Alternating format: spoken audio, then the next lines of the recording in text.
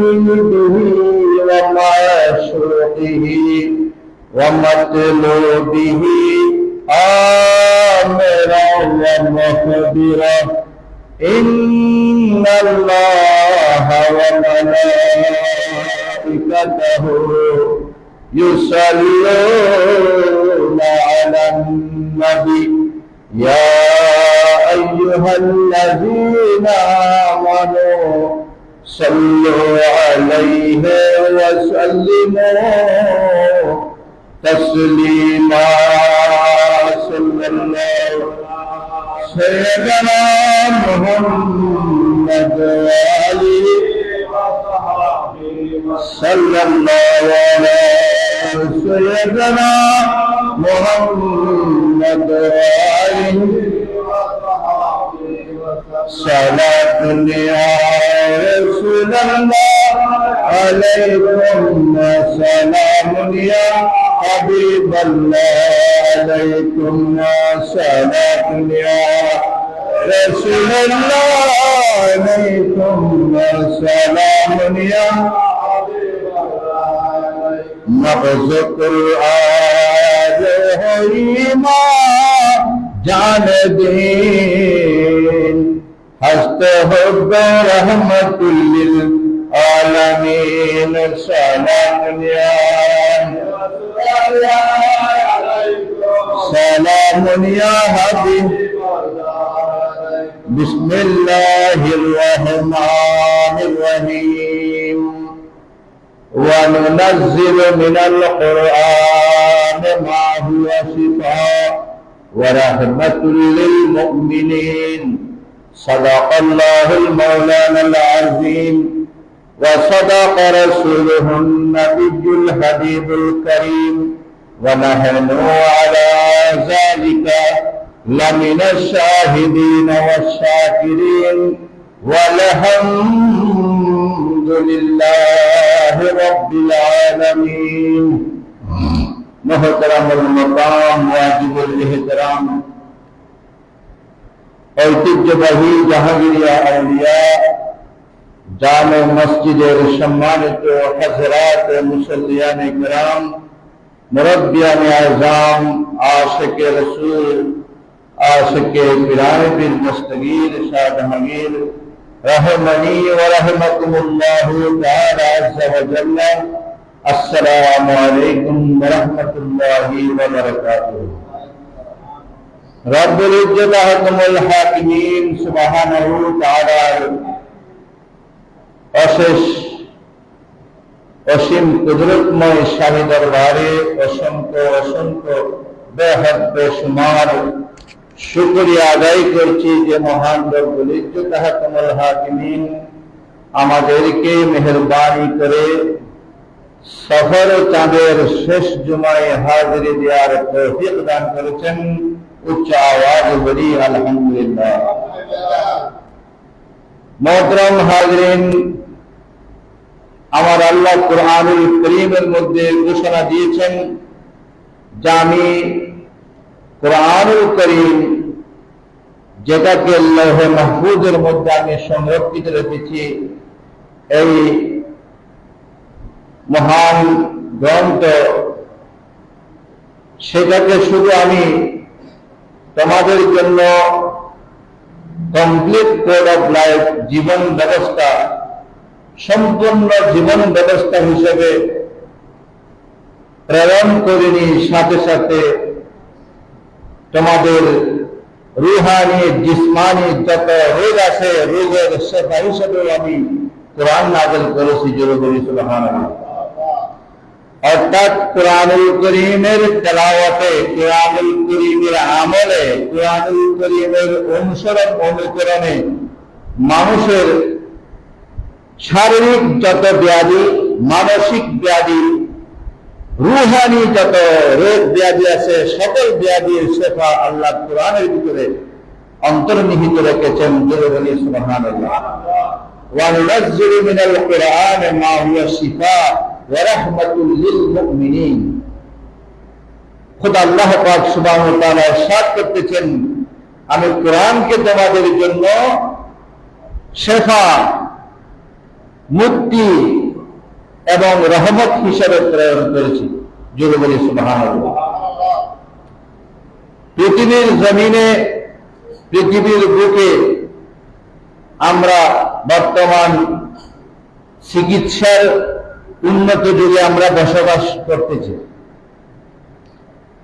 CT scan করে, MRI করে, x-ray করে, টেস্ট করে, বিভিন্ন প্রকারের উন্নত টেস্ট করে মানুষের রোগ নির্ণয়ের সুব্যবস্থা হয়েছে, ঠিক কিনা?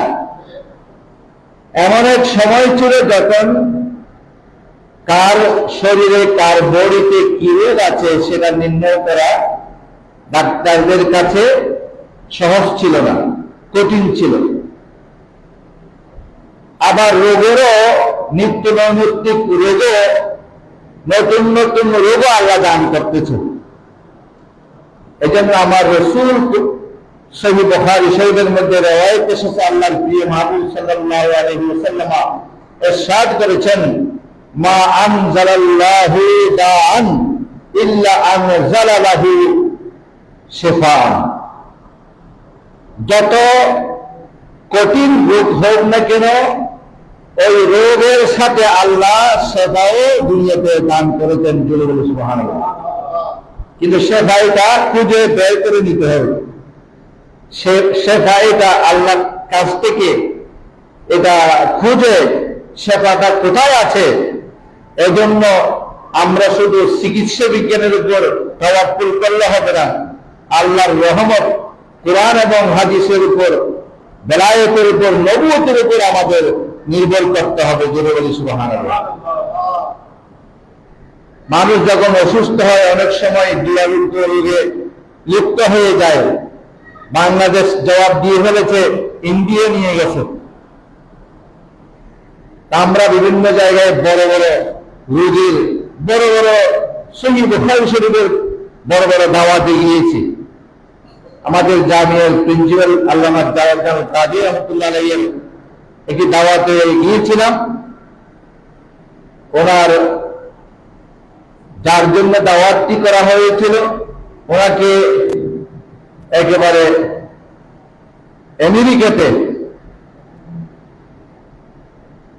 অপারেশনের ডেট, ব্রেন টিউমার, অর্থাৎ মৃত্যুর সাথে পাঞ্জা লড়তেছে। এদিকে জমিয়তুল ফালাতে আমরা দাওয়াত শুরু করেছি। ফোন এসেছে যে বাংলাদেশ জবাব দিয়েছে, ইন্ডিয়া জবাব দিয়েছে, কিন্তু সেখানে চূড়ান্ত পরীক্ষায় দেখা যাচ্ছে তার টিউমার নাই। জোরে বলি সুবহানাল্লাহ। তাহলে সেই ধরনের ঘটনা আল্লাহ ঘটাইতে পারে। আল্লাহ কি করতে পারে? এছাড়া আর কারো ক্ষমতা নেই। আমার প্রিয় রাসূল সাল্লাল্লাহু আলাইহি ওয়াসাল্লামের যে রোগ এই মাসে, এই সফর সাথে আল্লাহ রাসূল সফর সাথে বেশি অসুস্থ ছিলেন, ঠিক কিনা? আমার প্রিয় রাসূল ইসলামের শেষ গোসলকে আখিরি 4 নম্বর গোসল বলা হয়। আখিরি 4 নম্বর গোসল। এটা তো অনেকে বেদাত বলতেছে, নাজায়েজ বলতেছে।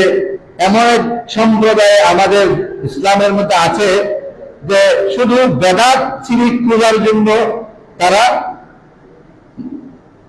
24 আওয়ার্স সজাগ হয়ে আছে, শুধু ভালো কাজগুলোকে, ইসলামের সুন্দর কাজগুলোকে বেদাত শিরিক বলার জন্য। আমার প্রিয় রাসূল ইসলাম, আল্লাহর প্রিয় মাহবুব ইসলাম একেবারে যখন অসুস্থ হয়ে গেলেন, সহিহ বুখারী শরীফের মধ্যে রওয়ায়াত এসেছে, আল্লাহর প্রিয় মাহবুব ইসলামের তখন 10 জন স্ত্রী ছিল, 9 জন স্ত্রী ছিল। আমার প্রিয় রাসূল ইসলাম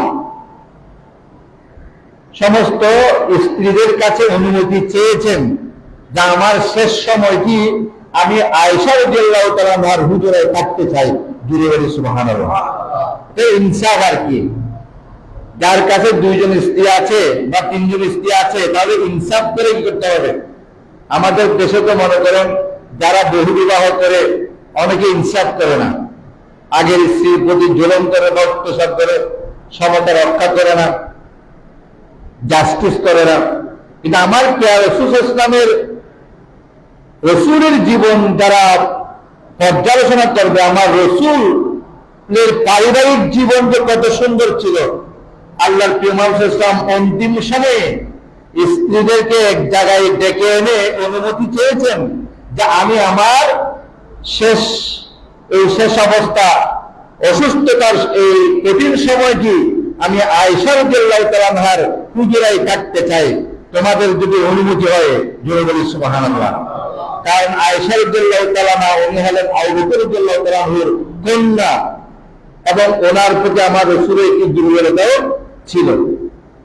সমস্ত স্ত্রীরা অনুমতি দিয়েছেন। অনুমতি প্রাপ্ত হয়ে আমার রাসূল আয়েশা রাদিয়াল্লাহু তাআলা আনহার হুজরায় অবস্থান করতেছে, চিকিৎসা চালিয়ে যাচ্ছেন। আমার রাসূল নির্দেশ দিয়েছেন যে আমাকে 7টি মদিনা শরীফের কূপের পানি নিয়ে আমাকে গোসল দাও। জোরে বলি সুবহানাল্লাহ। লম্বা শরীফ, বুখারী শরীফের হাদিস শরীফ। আমার রাসূল হযরত আব্দুল্লাহ ইবনে আব্বাস এবং আলী রাদিয়াল্লাহু তাআলা আনহুর কাঁধে ভর দিয়ে পা দিয়ে হাঁটতে পারতেছে না, এইভাবে দুর্বল হয়ে গেছেন। কাঁধের উপর ভর দিয়ে খুব কষ্ট করে আয়েশা রাদিয়াল্লাহু তাআলা আনহার হুজরায় তশরিফ নিয়ে গেলেন। আমার রাসূল ইরশাদ ফরমাইলেন, হারিতু আলাইয়া, আমার উপর, আমার বডির উপর তোমরা কি করো, গোসল দেওয়ার জন্য ঢালো। মিন সাদা ফেরাবিন, 7 মটকা পানি, 7 ঠেলা পানি, 7 গড়া পানি।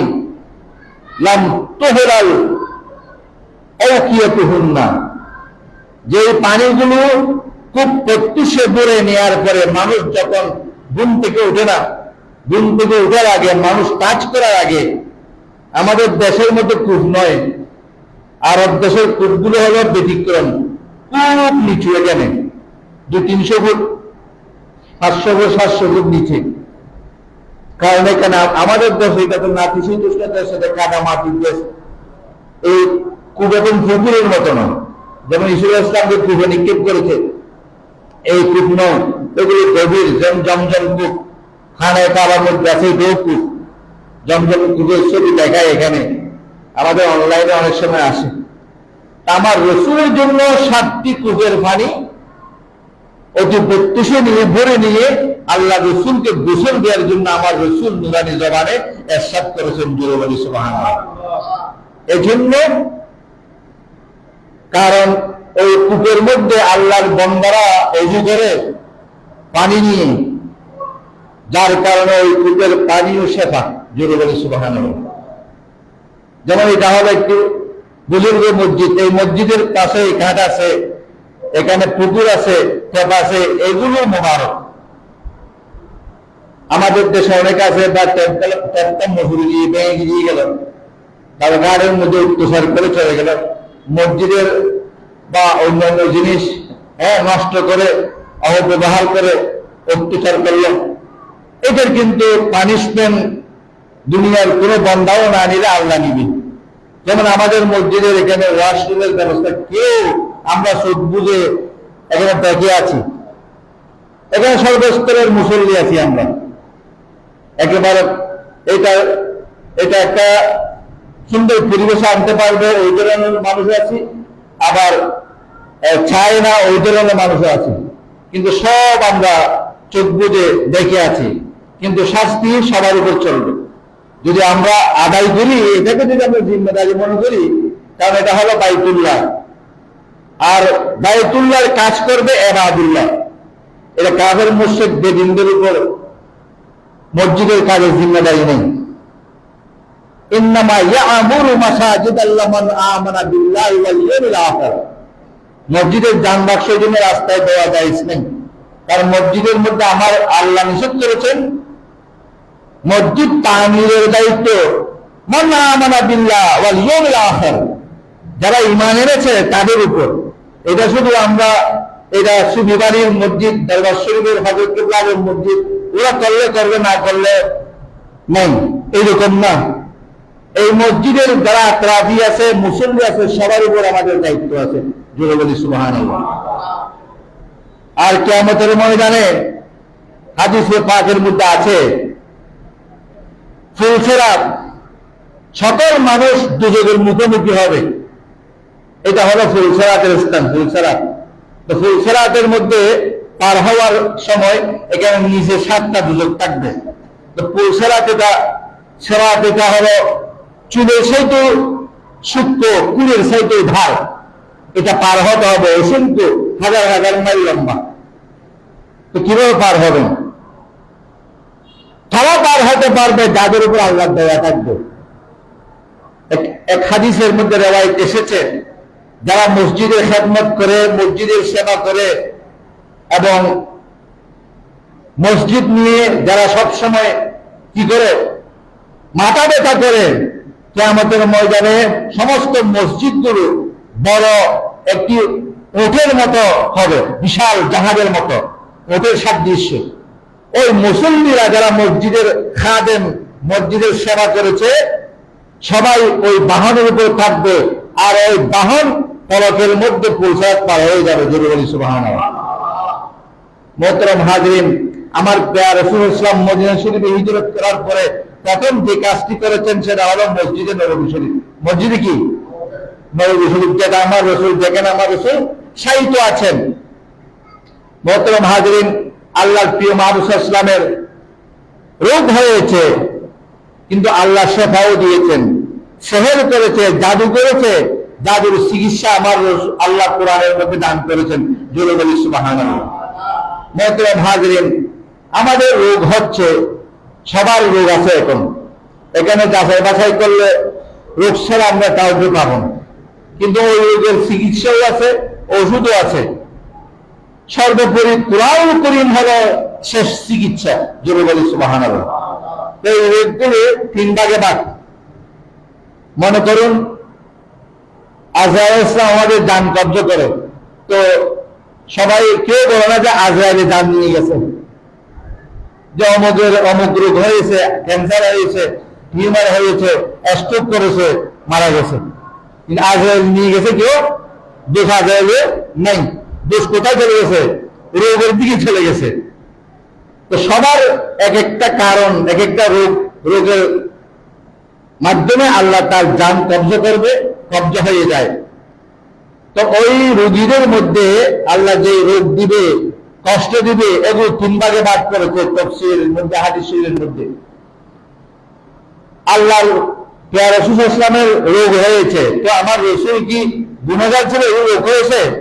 রাসূল তো হলো মাহফুজ, রাসূল তো হলো গুনাহ থেকে মুক্ত, মাসুম। যেমন ওলিরা মাহফুজ, নবীরা মাসুম, যাদেরকে গুনাহ কাজ করার সুযোগ পাই নাই, তারপরে রোগ হয়েছে। আইয়ুব আলাইহিস সালাম 8 বছর রোগে কষ্ট পেয়েছে। এভাবে নবীদের উপর, ওলিদের উপর রোগে কি করেছে? আক্রমণ করেছে, কষ্ট দিয়েছে। তো তাদের রোগ হলো তাদের বলন্দ মকাম বর্ধিত করার, মকাম বাড়ানোর জন্য আল্লাহ ওই রোগটি দান করেছেন। বলে বলি সুবহানাল্লাহ। তারা আল্লাহর ওই পরীক্ষায় ধৈর্য ধারণ করবে আর তাদের মকাম বাড়বে। আরেক ধরনের রোগ হলো রোগের মাধ্যমে মানুষের গুনাহ মুক্ত হয়ে যায়, মাফ হয়ে যায়। বলে বলি সুবহানাল্লাহ। হাদিস শরীফের মধ্যে আছে, কেউ কোন মুসলমান ইমানদার যদি পথে কাটা ফুটের দ্বারা একটা যে বোতলে সারা ফুটলো, কাটা ফুটলো, খুশক খাইলো, রক্ত ঝরলো, মুখ উঠে গেল, এটা বিপদ নয়। ওই খুশক খাওয়া, কাটা ফুট বিদ্যা হওয়া, এটার দ্বারা আল্লাহ নাকি তার অসংখ্য গুনাহ মাফ করে দেন। জোরে বলি সুবহানাল্লাহ। এটা গেল 2 নম্বর। 3 নম্বর হলো পাপের প্রায়শ্চিত্ত। এটা হলো আসমানি রোগ। কি রোগ? জিসমানি রোগ না, আসমানি রোগ। ওই রোগটি তার উপর আল্লাহর গজব হিসেবে এসেছে। জোরে বলি নাউযুবিল্লাহ। মুহতারাম হাজিরিন, আমার প্রিয় রাসূল সাল্লাল্লাহু আলাইহি ওয়াসাল্লামের বেলায়েতের মাস হলো মাহে রবিউল আউয়াল শরীফ, সামনের মাস, আগামী মাস। ইয়ামানের একজন বড় প্রতাপশালী বাদশার যার নাম হলো তুবা আল হিমিয়রি। সে 12,000 সৈন্য নিয়ে ইয়ামান থেকে বের হয়ে সারা পৃথিবীতে আক্রমণ চালিয়েছে। যেমন আমেরিকা পুরো পৃথিবীতে কি করতেছে? মোড়ের উপরা করতেছে, মস্তানি করতেছে।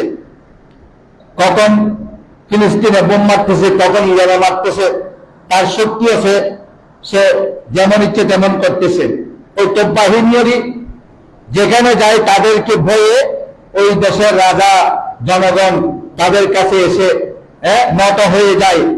তারা এখান থেকে কিছু উপবেদন হাজিয়ে ওখানে, এবং সেখানকার যারা মেধাবী ডাক্তার, মেধাবী যারা আছে তাদেরকে তার সাথে নিয়ে যায়। এইভাবে ধ্বংস করতে করতে, ধ্বংসযজ্ঞ চালাতে চালাতে মক্কা শরীফ আসলো। কিন্তু মক্কা শরীফের কোনো মানুষ তাদের কাছে যাচ্ছে না, মক্কার শাসকও তোপবাহিনীর কাছে যাচ্ছে না। একদিন, দুদিন, 3 দিন, 1 সপ্তাহ হয়ে গেল, রাত চলে আসলো। কি হয়েছে? এই দেশের মানুষ তো দেখতেছে বড় গাদ্দার, তাদেরকে ছাড় দেওয়া যাবে না। তখন উজির আলা প্রধানমন্ত্রী থেকে জিজ্ঞেস করলো, তুমি একটু খবরাখবর যাচাই করো। তখন সংবাদ জানালো যে আমাদের বাদশা এই দেশের মধ্যে এই মক্কা শহরের মধ্যে একটি ঘর আছে যেটা নাকি তাদের আল্লাহর ঘর, বাইতুল্লাহ।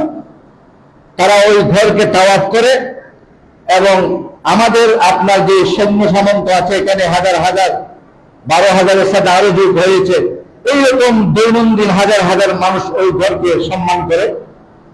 ওরা কাউকে ভয় করে না, ওরা ওই ঘরের অনুকরণ করে চলে। তখন তোপবাহিনীর রাগ চলে আসলো, আমি ওই ঘরকে ধ্বংস করব, আর এই মক্কা শহরের মানুষদেরকে আমি কি করব? নির্যাতিত করব, নির্মম ভাবে আমি তাদের উপর ইস্তিমগোলা চালাবো। শুধু নিয়ত করেছে মক্কায়ে মুআজ্জামার খানায়ে কাবা এবং মক্কা শরীফের মানুষদেরকে নির্যাতন করবে, শুধু এতটুকু সে মনে এনেছে। সাথে সাথে আল্লাহ তাকে একটি আসমানি রূপ দিয়েছে, আসমানি ব্যারাম রূপ, অর্থাৎ তার মুখ দিয়ে, নাক দিয়ে এবং চোখ দিয়ে দুর্গন্ধময় ফুস ফেরা শুরু হয়ে গেল। ফুস, তার দুর্গন্ধে আশেপাশে যারা সৈন্য সামন্ত উজির ও যারা আছে কেউ থাকতে পারতেছে না। তার বাহিনীতে 700-এর মতো বড় বড় হাকিম ছিল, ডাক্তার ছিল, বড় বড় এখানে গবেষক ছিল, ধর্মযাজক ছিল। সবাই তাকে চিকিৎসা করেছে, কিন্তু 1 মাস পর্যন্ত সুস্থ হচ্ছে না। অবশেষে 400 জন বড় বড় পাদ্রী ছিল, তাদেরকে দেখে পরামর্শ করেছে যে তোমরা এই রোগের ব্যাপারে একটি গবেষণা করো। তখন তাদের মধ্যে একজন বড় ধর্মযাজক, বড় আল্লাহওয়ালা পাদ্রী, সে বলল, জাহাপনা, আপনার এই রোগটি এটা জিসমানি রোগ নয়, এটা আসমানি রোগ। এটা দুনিয়ার ব্যারাম নয়, দুনিয়ার রোগ নয়। এটা কি রোগ? এটা আসমান থেকে খোদাই গজব। জোরে বলে নাউজুবিল্লাহ। তো কেন আসলো? যে আপনি এই ঘরের, এই মক্কায়ে মুআজ্জামার যেটা ঘর আছে, পবিত্র ঘর বাইতুল্লাহ, এটাকে আপনি হয়তো এখানে অত্যাচার করার, এখানে জুলুম করার আপনি নিয়ত করেছেন, যার কারণে আসমান থেকে এই রোগটি আপনার কাছে এসেছে। সাথে সাথে সে যেহেতু যন্ত্রণায় ভুগতেছে, ভিতরে তো যন্ত্রণা চলতেছে, যেখানে এত দুর্গন্ধ, তখন তওবা করলো, তওবার নিয়ত করলো। তওবার নিয়তের সাথে সাথে রোগ সুস্থ হয়ে গেল। সুবহানাল্লাহ। তখন তোপবাহিনীরই কি হয়ে গেলেন? খানায়ে কাবার ভক্ত হয়ে গেলেন। কি হয়ে গেলেন? খানায়ে কাবার ভক্ত হয়ে গেলেন। খানায়ে কাবাতে আগে এই যে কালো গিলাপ আছে, খানায়ে কাবার কি এখানে ল্যাংটা না গিলাপ আছে? আমাদেরকে মাজার শরীফে গিলাপ দিয়ে বেদাতি বলে। আল্লাহর ঘর খানায়ে কাবার উপর কি আছে? গিলাপ আছে। ওই গিলাপ দিয়ে শুরু হয়েছে তোপবাহিনী থেকে। জোরে বলেন সুবহানাল্লাহ। তোপবাহিনী ইয়ামানের রেশমি উত্তম কাপড় দিয়ে খানায়ে কাবাকে, তাহলে আসমানি রূপ, খানায়ে কাবা পবিত্র ঘর, আল্লাহর ঘর, আল্লাহর, তারা মদিনা শরীফে তখন